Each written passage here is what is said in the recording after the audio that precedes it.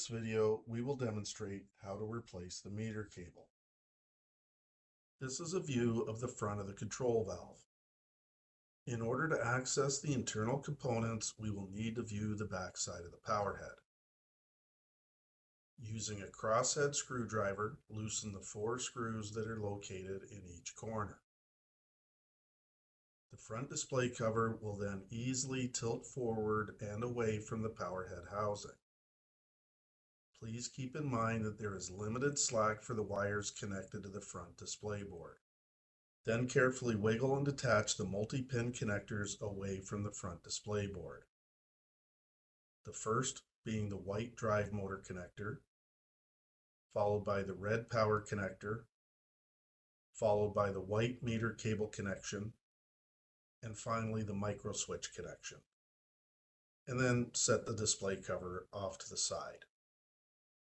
Using pliers, pinch and push the strain relief that is holding the gray meter cable through the hole in the housing.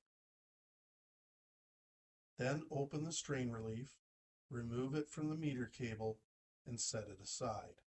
Then detach the meter cable tip by pushing up from underneath the valve body and lift and slide the meter cable tip up and out of its place. Then either push or pull one of the ends of the meter cable through the hole and set the meter cable aside. Now push the replacement meter cable tip through the hole and slide it back into its port and click it into place. Then wrap the strain relief around the replacement meter cable and push and twist the strain relief until it pops into position.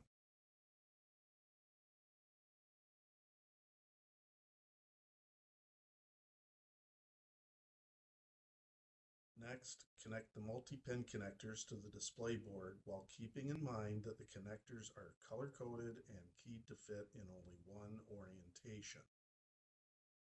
Then reposition the front cover back into place, and while holding the front cover in position, use the crosshead screwdriver to tighten the 4 screws back into place. Visit us at www.canaturewg.com.